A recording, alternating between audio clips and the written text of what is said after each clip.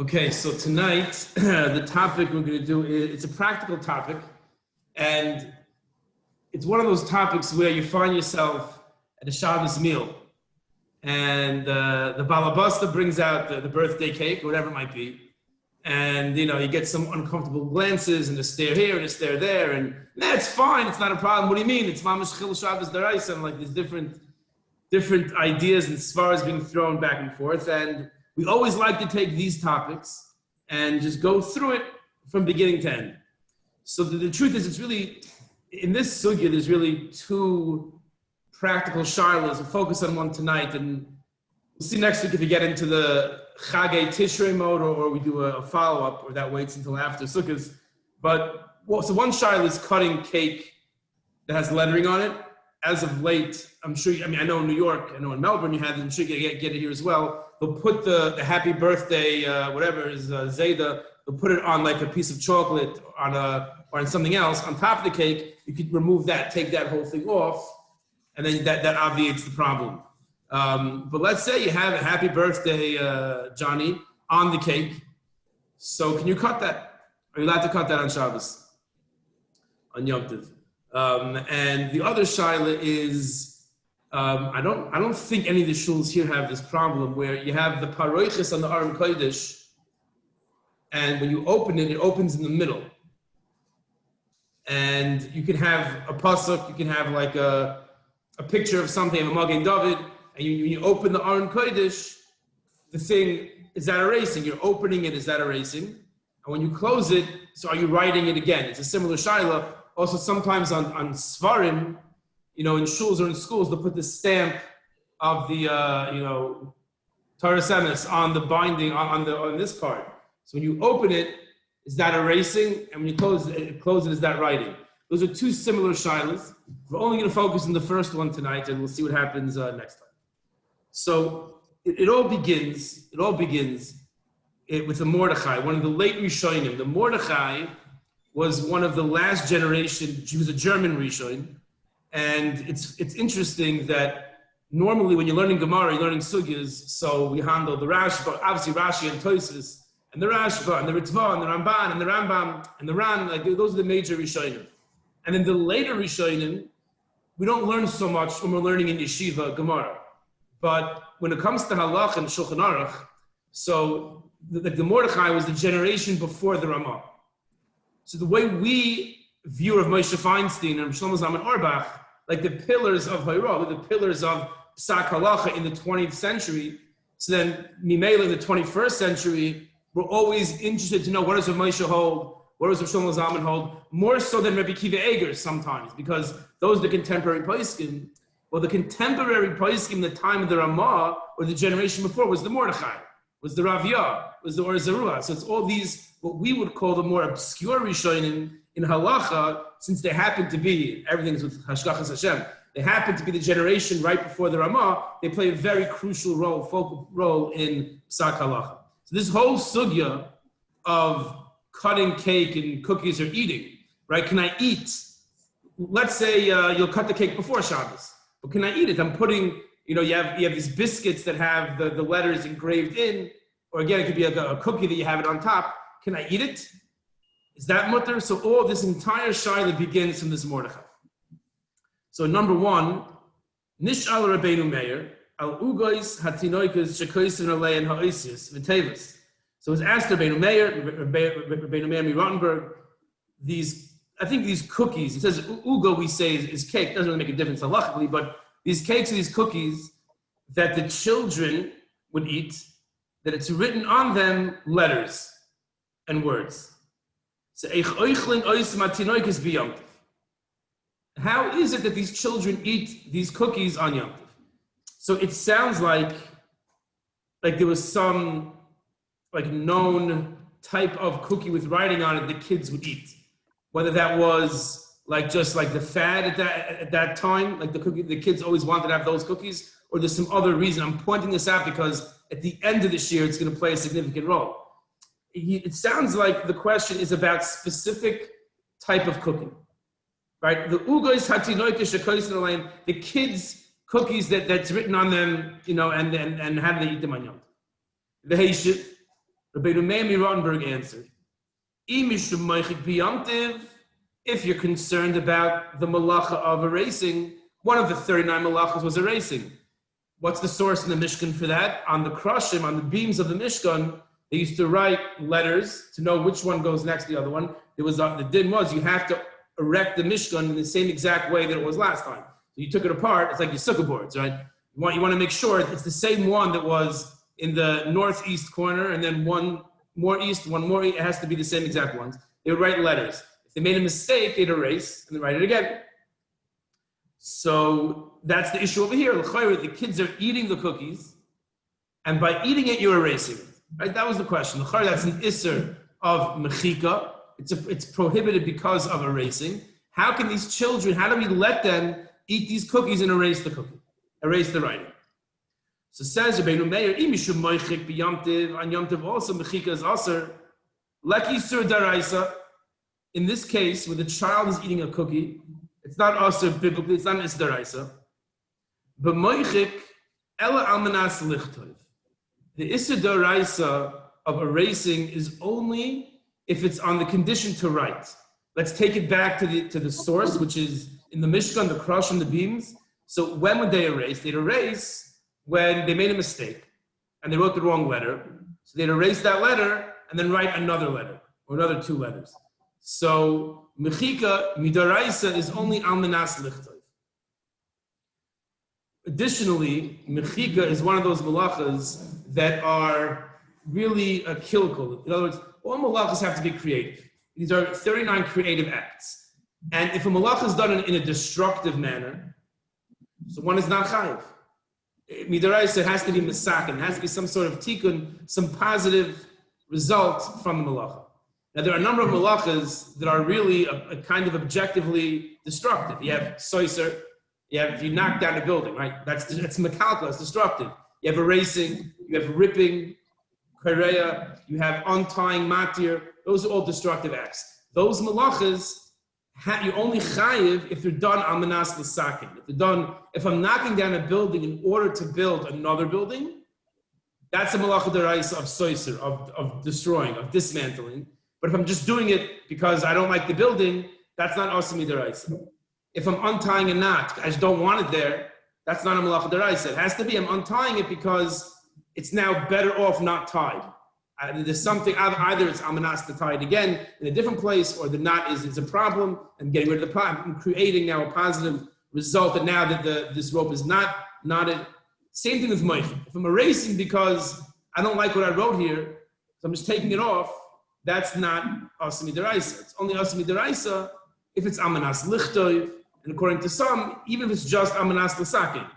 I'm doing because I want to fix it. So if someone graffitied on a wall, right, and I want to erase that on Shabbos, according to some, that's a malacha daraisa, because it's almanas l'sakin, because now I want to have a clean wall.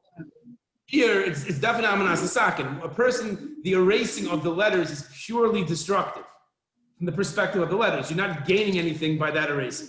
So says Rabbeinu Meir, the first thing you have to realize is we're talking about a malacha d'Rabbanan, an isser d'Rabbanan of moichik sheloi almanas lichtov, erasing not for the purpose of writing or some other constructive purpose. Like it says in the Mishnah in the 7th paragraph of Shabbos. Sounds like the case here is dealing with a baby eating this cookie. I mean, he's seemingly below the age of chinuch even. Is there really any problem at all, even if it's a deraisa? Okay, so it's an excellent point. So tinoik, which is the word that the Mordechai is using, in modern day Hebrew means baby.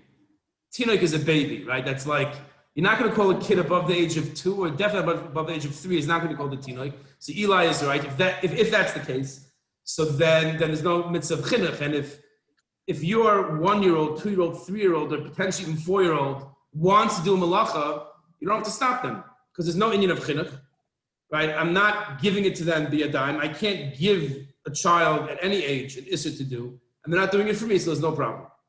That being said, we have mishnayos that clearly refer to tinoik and tinoikis as children. It comes in Shulchan Aruch Rosh Hashanah. It says you have to fast in every Shana. Even tinoik v'tinoikis have to fast, and that's referring to 12 and 13 years old. So it is used sometimes. Tinoik and tinoikis is used sometimes to refer to a young person.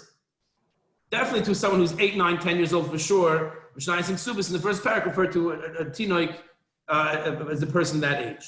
So let's see how the Mordechai says it, but it's a good point, Eli. Just quickly, based on what you just said, are you allowed to give a baby, a real tinok, like the biscuit, even though it's not for you, or you can't even do that, even though it's not for you? So you can't give a kid, it's also midaraisa, to give a 1-year-old a piece of pork, right, is an issa daraisa. It's a pasuk in a few times in the Chumash, you can't give them an issa daraisa. You can't give a kid an issa daraisa. It'd be also midarabanan to give them an issa darabanan. So now they've established it's an issa darabanan. So for me to give a 2-year-old a cookie and to insert it in his mouth or put it into his hand where I know he's going to put it into his mouth would be also midarabanan. It's called safinanle. So I can't put it into his mouth. So says the Mordechai, he's going to address all this, or some of it at least. He says, it's an issa derabanan. When it comes to a tinoik, you don't have to be concerned. The cotton oichel nevelas ain't bezdin mitzuvin olav la'afrisha.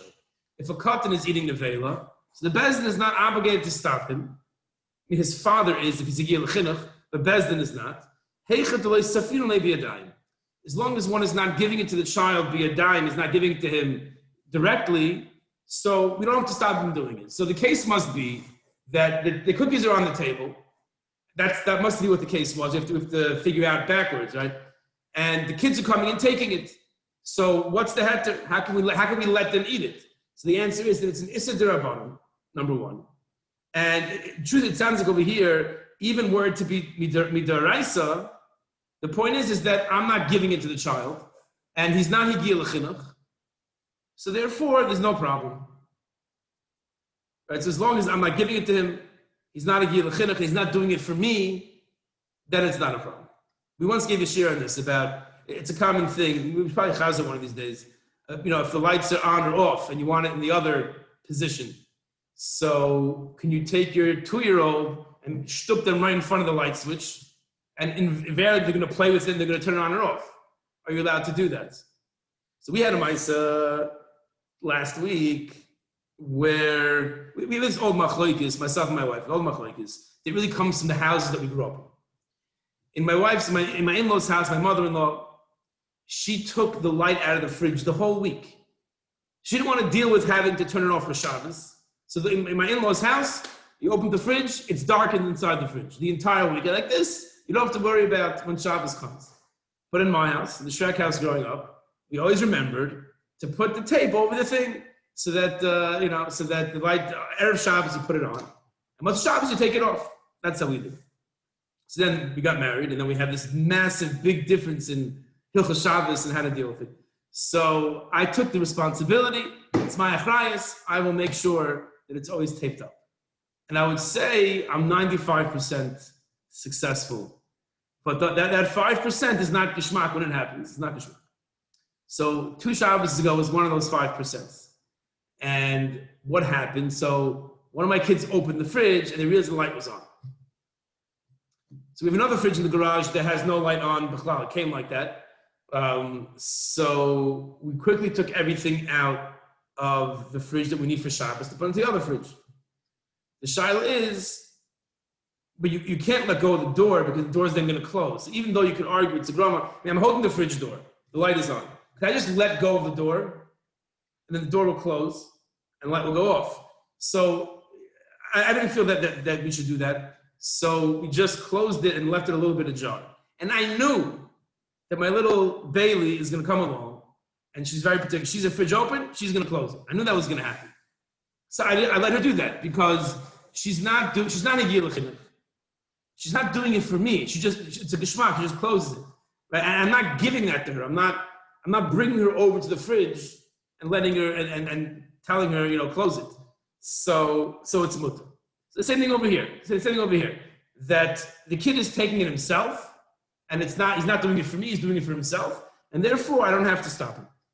But we see at the end of the day, coming back to the topic of the shir, we see that it's 100% aser midrabanan to cut the cake.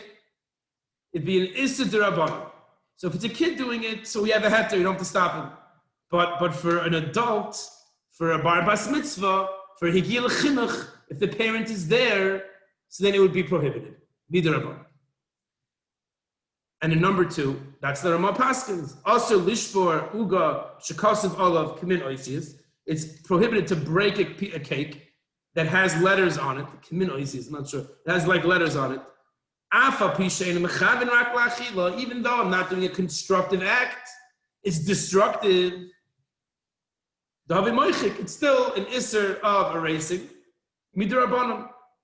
Mordechai Perek Plagadol. Right? This halach is based on the Ramah's, the previous generation's Gadol, the Mordechai. Is there any difference between letters and pictures, and maybe also like between a letter itself and versus between letters, maybe between words? You know, like you could make 2 separate words out of right. That's a happy birthday. I cut between the happy and the birthday. Yes. Right. Or if you cut between the birth and the day, now you have 2 words, birth and day, separately. Right. Okay, so a picture and a letter would be the same thing. To paint a picture is a malacha of kosev also. It's not just letters, it's any meaningful, you're communicating something meaningful. That's also kosev. And therefore breaking would be moichik. To cut in between, if you have a sentence, that would also be an issue. Definitely cutting one word in half would be an issue. Because it says birthday, now it doesn't say birthday, it says birth and it says day. Cutting in between words, I'm not sure, because you're not really erasing, what are you erasing? You're erasing the sentence, but definitely letters that make up a word, to take those letters apart, that's mefurish in the Gemara, that's moich. That's definitely a moich. But between words, I don't know, I have to look it up. So the Magen Avraham in number 3, he comments on this Ramah. He says the mutar litna latinuk. Says in as much as the Ramah is quoting the Mordechai, so the Magen Avraham wants to give us the entire Mordechai and says that for you and I to do it, asumi derabanan, but a kid can do it. Interesting. It's mutar litnoi latinuk. You have to be careful. It means it's permitted to give it to the child. Now that's not 100%. You have to understand the Magen Avraham. What he means is that I can allow the child to take it. I can't give it to the child unless the Magen Avraham holds that I can put it into the child's hand, and if he eats it, that's not called safin lay. I mean, even the Mordechai agrees, I can't put it in the kid's mouth. I can't give him the issue. The Magen Avraham quotes the Mordechai is saying you can give it to a child. So it's, I guess one way to learn the Magen Avraham would be to say that he's learning that putting it in the child's hand is not the same as putting it in his mouth, even though you know he's going to eat it. Or he just means that you can put it in front of the child. You can go either way in the Magen Avraham. Then the Magen Avraham quotes in Aguda, which is really an Eliyah Rabbah, "Va'ani horgalti lichtov b'dvash mu'urav b'ma'at mayim." So this Eliyah Rabbah is saying that my custom is before Shabbos, when I write the happy birthday on the cake, I take honey and I water it down with a little bit of water. It's made peiros, it's like fruit juice now, and it's not considered mechik. So what he means is because it's not going to stay. If you write in honey, it's going to probably dry. As you get hard, it's going to stay. Once you water it down, it's not really going to stay for a long period of time. So the Eliyah Rabbah is saying that that's not a problem of moich. But asks the Magen Avraham, what do you mean it's not moich? Anytime you write something that you could see it and it communicates something to the person, to erase that is moichik. So the Magen Avraham does not understand the Eliyah Rabbah. What do you gain by using like this shracher ink of honey watered down? At the end of the day, you have letters that people can see. So to take that away would be considered erasing. That's what the Magen Avraham says. So now comes the Pri Megadim, and now we begin our journey into understanding what the heter is to cut the cake, or at least to eat the cake. So the Pri Megadim number 4, 5 words from the end of the top line. V'uga umei peiros. When you have a cake and you have fruit juice, so he's coming to explain this Eliyah Rabbah. Tarvayu ein miskaimin. So there's another halacha in Hilchos Shabbos. It's a Mishnah daf kuf beis with beis. That every malacha, in order to be chayiv midaraisa biblically, It has to be shel kayam. It has to last. How long? A separate discussion. But if you're going to build something, a building, that's going to fall apart within minutes, if I'm going to write in disappearing ink, right, that's not going to be a malacha deraisa. If I'm going to tie a knot, it's going to come out within 24 hours, that's actually permitted. I know the Hatzalah in Melbourne, they bought disappearing ink. The ink lasts, if I'm not mistaken, for just under 24 hours. So they can write, sometimes they have to write a report for the ambulance. They have to, or for the hospital. So what they do is they have to record for themselves. So they write it down in this disappearing ink, and right away, Motzei Shabbos, they photocopy it. So that the ink they wrote with at 11 p.m. Friday night is going to be gone by 11 p.m. Motzei Shabbos. But at 9 o'clock when Shabbos is over, they quickly run and photocopy it, so they have a record of it. So the idea is that they're allowed to do it because it's pikuach nefesh. You can do it, because if you don't do it, you're not going to have a hatzalah. If you're not going to have a hatzalah, it's pikuach nefesh. But that being said, if we can memite the isser, so we try to do that. So they have this disappearing ink. So that's the concept, that malach has to be shel kayam. So says the Pri Megadim, writing on a cake itself, the cake itself is not really a bar kayam. It's not like a piece of paper that it can last for weeks and months and years, especially with no preservatives, right? Back then, it's not going to last that long. And the main payers themselves also, eventually it's going to evaporate. It's not going to be there after a period of time. Additionally, this person is not writing, is not erasing in order to write. There's no constructive goal in this erasing. Yesh kan shalosh shvusim. So there are 3 dirabanos. Let me explain. There's something called an Isser D'Oraisa. An Isser D'Oraisa is a biblical prohibition. That's the most stringent. Then there's something called an Isser D'Rabbanan. It's prohibited rabbinically, which is also stringent, but it's only D'Rabbanan. Why is it D'Rabbanan? Then you have something called a Shvus D'Shvus. It's 2 D'Rabbanans, right? That means it's 2 steps away from an Isser D'Oraisa. So for example, if I ask a guy to carry something across the street where there's no Eruv, assuming that area is not a Rosh Hashanah, it's a regular street, right? Let's say the Eruv is down on Shabbos here. Let's say the Eruv is down. And I ask, so I can't carry, but I need to get the Sefer Torah is in my house. We have to get it to shul. So it's also midrabanan to carry. There's no Eruv. On North Hills Drive, there's an Issur D'Rabbanan to carry without an Eruv. So if I carry it, I'm violating Issur D'Rabbanan. If I ask a guy to carry, that's 2 D'Rabbanans. 1 D'Rabbanan, if I ask a guy to carry in a Rosh Hashanah, that's an Issur D'Rabbanan of Amir L'Nachri. But I'm asking him to carry in a Carmelis. I'm asking him to carry where it's Asr D'Rabbanan. That's 2 D'Rabbanans. I'm 2 steps removed from the D'Rabbanan. A Shvus D'Shvus is Asr, unless it's a mitzvah. So in the case of that Sefer Torah, then for sure, if you have a Kriyas Torah in the shul, it'd be mutter. If I don't have wine for Kiddush, everyone agrees, I can ask the guy to go across the street and bring me the wine. That's a Shvus D'Shvus. The Pri Megadim here is being mechadish to explain this Aliyah Rabbah, a concept of 3, a Shvus D'Shvus. When you have 3 D'Rabbanans, I'm writing on a surface that's not Shel Kayam. The cookie is not going to last for a long period of time without the preservatives, right?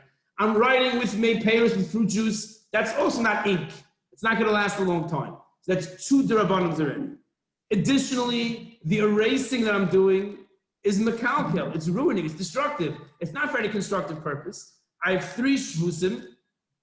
Efshir kulei hai lo gazru b'shoyra amanas lecha. Maybe when you're erasing because you want to eat, it's not really a tzoyrich, but you're just eating. You're eating. So in erasing, that's 3 D'Rabbanans, and you're doing it eating as an act. You're not some ripping a piece of paper that has these 3 D'Rabbanans. You're doing it derech achila. Ve'enirakam miskaven limchayk, and no one sees it b'chlal as erasing. If you ask the kid, you ask the uneducated adult, what's this kid doing? He's eating. Is he erasing? Erasing? What are you talking about? Oh, there's letters. Oh, I didn't think of that, right? You don't see it as an act of erasing. So the Pri Megadim suggests that maybe if you're doing it derech achila, no one even sees and recognizes that you're erasing, and you have 3 D'Rabbanans, that equals a heter. But we have to establish what is considered the act of eating already. Is it putting the piece of cake in your mouth and chewing it? Is that the act of eating, or is the cutting the piece of cake to put on your plate also considered an act of eating? So I would have said, it's a very good question. I would have said that that's for sure not considered an act of eating. But Lamaisa, if the words of the Pri Megadim are, they nirakan miskav and limchut, right? It doesn't look like and it says almanas lechol. Heter is here that it doesn't look like he's erasing. Right? He's not involved in an act of erasing. That's the Rabban. He's not ripping up a piece of paper, right? So the truth is, the guy cutting the cake also, would you say he's erasing? That's not how you erase something typically, by cutting something with a knife, right? Cutting a cake, there's writing on it. If you ask some a person, what's this guy doing? Tell me 3 things he's doing. The guy's not going to say erasing.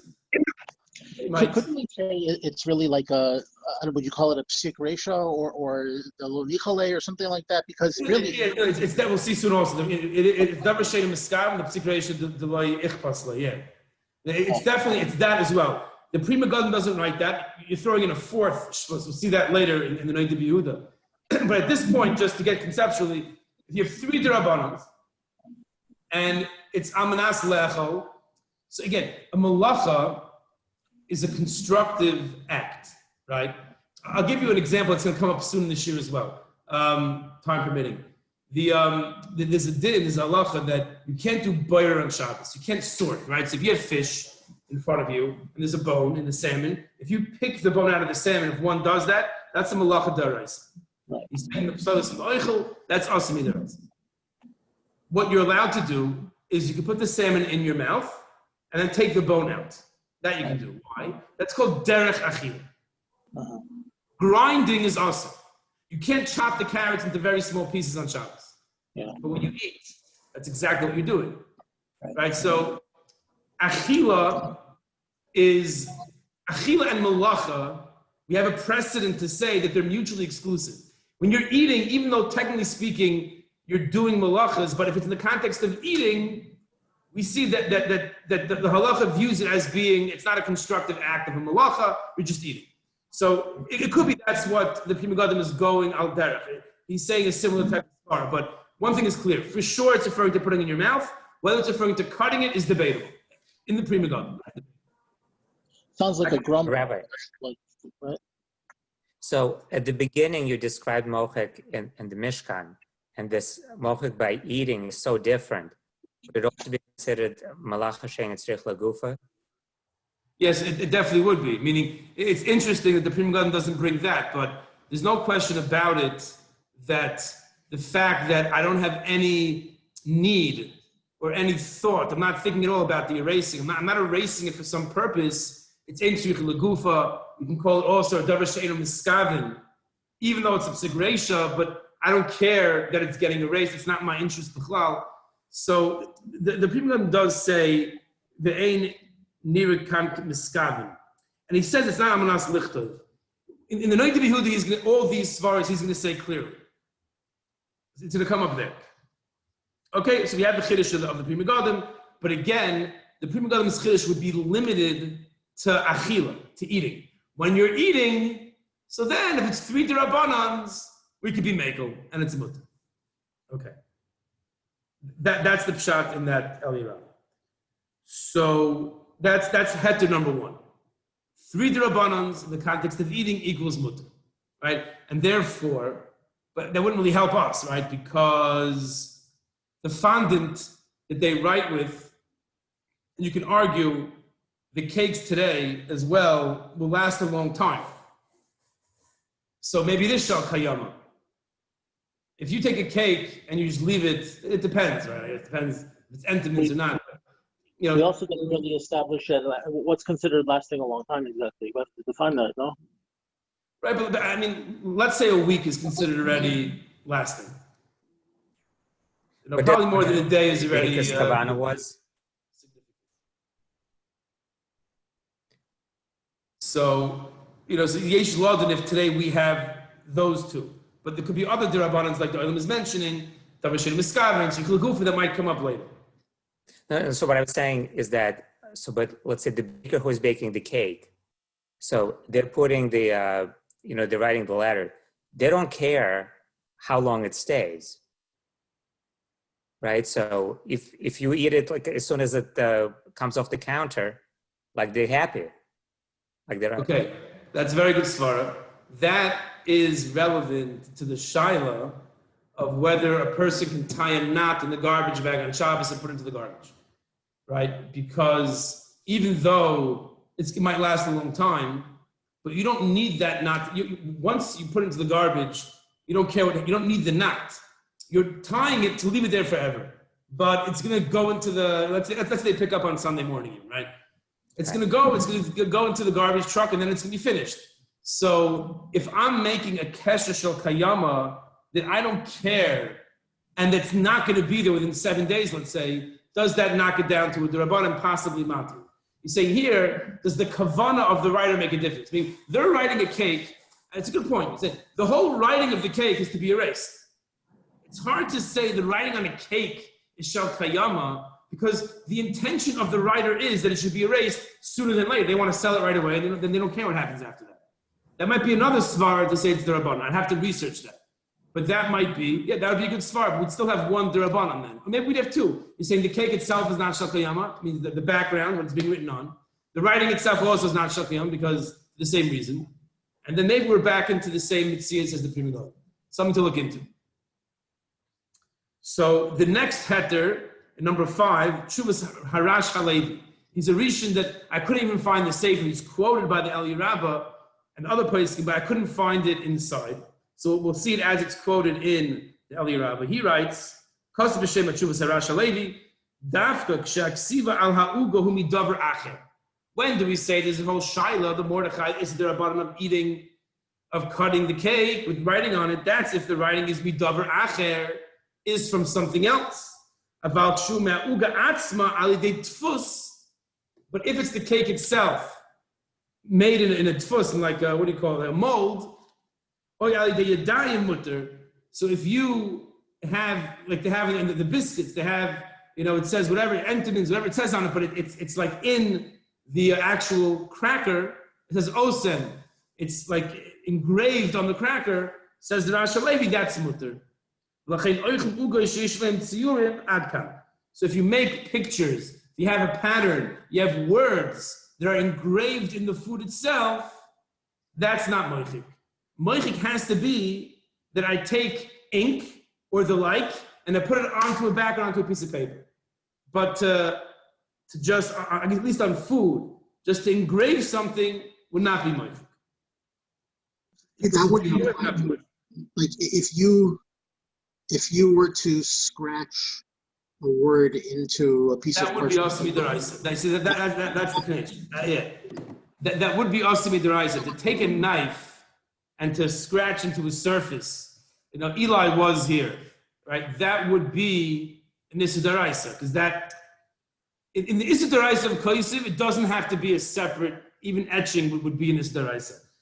The Rash Halevi is saying in the laws of moichik, for some reason, maybe it's weiter going with the svara of the Pri Megadim. We're talking about food, derech achila. He writes, without giving a svara, we'll see the Chazon Ish's response to this Rash Halevi. He writes that if it's engraved in the food itself, from the food itself, there's no problem. That's what he says. Let's skip for a second the Chayei Adam, and let's get to the Noida B'Yehuda. Now, that Noida B'Yehuda is the one who breaks open the whole thing, and it's an extremely fundamental Noida B'Yehuda that, if understood properly, can be applied to many different areas of Hilchos Shabbos. Says the Dalga Mervava is the Noida B'Yehuda's pirush on Shulchan Aruch, his commentary on Shulchan Aruch. So he says like this. He says, I'm going to skip down 3 lines from the top, 5th to last word. Elafilu das har hamagin avram sham shafilu be'isad rabban asif whatever. Harei heichi de'enoi miskar. Okay, let's start counting. In a case where I'm not mechavin, so my intention is not to do the malacha. In this case, my intention is not to erase the words. That's one d'Rabbanan. Umekalkel, that's the second d'Rabbanan. Va'oisekil achar yad. There's a third d'Rabbanan of erasing not in the normal way. How do you erase normally? You take an eraser, or you take some abrasive thing, and you take a steel wool, and you you try to erase it. Sometimes you can erase by writing on top. The Gemara talks about that in Gittin. You can write on top of something. If you put black on top of red, it could be that's Moich again because you're covering over the red. So I have Elam Miskavin, I have Mekalkel, it's destructive. I don't intend for it, it's destructive. I'm doing it Yad in the abnormal way. Gamma Magen Avram Matir. So I have 3 Derabanans. Even the Magen Avram would permit this. I feel the Psik Reisha, even though it's a Psik Reisha. Umikosh Ken Kan, all the more so here, the Kulu Isnahu, the Mekalkel here, it's Mekalkel, it's destructive. The Gam Kalach Yad, it's the abnormal way. The Ein Derech Mechike B'kach, that's not how you erase by eating something. V'kol Shekain says the Noid B'Yehudi adds in our 4th svara in Eino Shever B'Yodu Rak B'Piv Derech Achilas. If you're erasing through the act of eating, I'm not doing with my hand, I'm not cutting, or with a knife, I'm not cutting the cake, but I'm putting it in my mouth. It's Derech Achila. So I don't intend for the Mechika. I'm doing it in the abnormal way. It's destructive, and I'm doing it with my mouth. The Gam Osmi Derabanan She'enu Amanas Lichter Pshita De'enu Miskaven Mutter Afilu B'Sik Reisha Lachin Yanon Is Daiti Heter Gomer B'Davar Zeh. It's 100% mutter if you have these 3 and possibly 4 svaras. You have Einu Miskaven, Mekalkel Kalach Yad, and we throw in Derech Achila. I'm not sure if he needs that, but he's throwing it in. It's mutter lechatchila. So 4 derabanans, 3 plus is mutter. Al derech lepri megadim. Lamaisa, the Maharam, the Mordechai, Aser. It was what do you do with the Mordechai? He's the Rishon, the Ramah. The Mordechai says it's Aser. The kid is allowed to do it because he's a katan, but it's Aser midirabanan. Says the Noid B'Yehuda. Nirlon is died to the Maharam Shom Nishal al Ugas Hatinoikis Shekoisnalim Oisius that they write letters on these cookies. Nirlon is died, it appears to me. Shehoy Regilim Lichtoiv Bekavana Sheyoichlenu Lisgul Hischakim.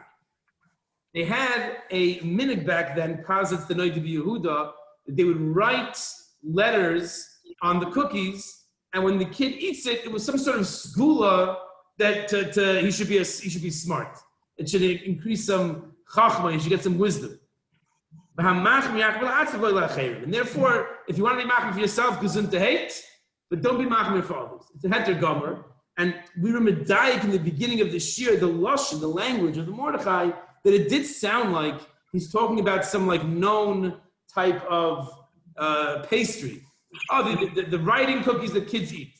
So it says the Noid B'Yehuda, yeah, that they did it for that purpose. So that makes it more, it's not Eino Miskaven. The whole point was to ingest, was to erase these letters. Some of that was a skula to make the kid a chacham. So the Maisa, how do we paskin? Okay, we're almost out of time. So the Chazon Ish is not happy with this Rash Halevi. He doesn't understand why if it's made from the cookie itself, that's not called moichik. For sure it's called koisiv. If you would engrave letters into a cookie, that would for sure be koisiv deraisa. Doesn't understand why it shouldn't be moichik. Also, he doesn't go with the svara of derech achila. He says derech achila, when we say that if you eat, so you're allowed to sort, you're allowed to grind, that's because achila had tmidis. By definition, achila is grinding. When you eat, part of the eating is things get sorted out in your mouth. But can I build a house with my mouth? Can I untie a knot if I'm eating it with my mouth? We don't say that your mouth is like everything becomes mutter. Right? When you put it in your mouth, there's no hilchos Shabbos. Right? Boirer and toichin are integral acts of eating. So if you're doing it in the context of eating, it's not a malacha. But you can't just do all 39 malachas and put it in your mouth and say it's not a malacha. So that you happen to be erasing with your mouth, that in of itself is not a heter. It's called kalach yad, but it's no heter of derech achila. He doesn't like that heter of Chazon Ish. That being said, the Mishnah Brura in number 9, he paskins like the Rash Halevi. So according to the Chavetz Chaim, if it's engraved in the cookie, you're allowed to eat it. He paskins like the Eli Rabbah. If you write it with mei peiros, it's not going to last for a long time. He says you're allowed to eat it. And he goes like the Dagla Mervava, that you have these 3 drabanans, you're allowed to eat it, but he's only matir eating it. He's not matir cutting it. The Noid himself might have been matir cutting it, as we saw, he just threw in at the end this Derech Achila thing. The Mishnah Berurah paskins, you cannot cut the cake, but you're allowed to eat it. So you'd have to cut around the letters, and then you can eat it yourself. If you have a cookie, happy birthday, you can eat the cookie, right? So we have a heter of engraved, a heter of Derech Achila. But we're not going to be matir cutting the cake. That being said, the Noidib Yehuda and the Pri Megadim would probably be matir that. So here's the nafkamina. If you and pretty much the Aruch HaShulchan goes the same way. The Aruch HaShulchan says at the end that give it to the kid. Since the Ramah said it's aser, says Mikra Adani holds it's mutter like Noidib Yehuda, but Lamaisa the Ramah asked it, so give it to the kid to eat it. So we're coming out Lamaisa that if you see someone, if you're at someone's house and they're cutting the cake, you can eat it, right? We're not going to say that a yid did a malacha, now I can't eat it. You're at someone's house and they cut the cake through the letters, they have an Noidib Yehuda, they have a Pri Megadim, enough for me to not yell at them, enough for me to not hold myself back from eating the cake. It's not going to be Ma'aseh Shabbos if it's permitted. People who want to be a lechatchila dikayit, the Mishnah is saying you can do it derech achila in your mouth. That's permitted. The Aruch HaShulchan says, it's better not to. Give it to the kid to do. So if one wants, personally, I would go to Aruch HaShulchan, especially when he's machmir, my Messiah is to go to Aruch HaShulchan. So I would say it's better to get the cake with the letters on top of the, get on a sheet. You can take that off and eat that after Shabbos and have the cake by itself. But if you're stuck in a situation that it's already there and there's no other way to do it, you can eat it. But definitely one should avoid cutting it. You shouldn't cut the cake. If others do it, that's okay, but we should not cut the cake. If you're in a matzah where it's b'di'eved, then you can rely on the heter of derech achila. But lechatchila, we would go like the Ramah, like the Aruch HaShulchan, and not eat it if it's separate. If it's etched inside, the Aruch HaShulchan also brings down the Rasha Levi. So if it's engraved in the thing itself, in the cracker itself, that you can eat. But if it's separate writing, then one should not eat that lechatchila in their mouth. Give it to a kid to eat. But that's lechatchila. The meikar din it's mutter. That is. Why isn't that sheet muksa? Interesting question. You're asking why isn't the sheet muksa? I mean, based on what you're saying, if you hold by what you're saying with the Mishnah Berurah and the halacha as you just posited it, it's something that's not being used, or you can't use it on Shabbos because you can't eat it, you can't cut through it, you can't whatever. So how can you handle it? It should be muksa. Why isn't I'm sorry, I didn't hear the word. What be muksa because if you can't do anything with it. I have this sheet of letters on now, so if we're going to say you can't eat it, so shtei tshubas b'davar, we can answer it two ways. One, we can say that since there are shitas that are matir, meaning mikra din it's mutter, right? A child can eat it. So it's not truma. I also can't eat on child. I give to a kohen. So here, even though I'm not going to eat it al chumra, everyone's saying mikra din it's mutter, but it'll be a chumra for me not to eat it. So first of all, mikra din I can eat it myself. Secondly, there could be other people who hold that it's mutter and they'll eat it l'chatchila. And thirdly, everyone agrees a child can eat it. So since it's permitted for them, it wouldn't be muktzah. Even if it was muktzah, though. You shouldn't cut it and shouldn't eat it. That's what you said. Right, you shouldn't cut it, but to eat it, a kid can eat it. A kid can eat it. Maker din, it's mutter to cut also. We have the Pri Megadim and the Noidib Yehuda. So if just mitam chumra, I don't think it'd be muktzah. Anyway, you have children that could eat it, so for them they could eat it. It wouldn't be muktzah for me. Even if we did consider it muksa, though, couldn't we move it if we need the cake? Like, aren't you allowed to move muksa if you need the makom or something? That's only klisha malach toile iser. That's only a certain type of muktzah. If it's eitzim va'avarim, it's muktzah machmas gufay, because it has no purpose on Shabbos, that doesn't have the heter. But we're going to end this year now, we have the next one coming up.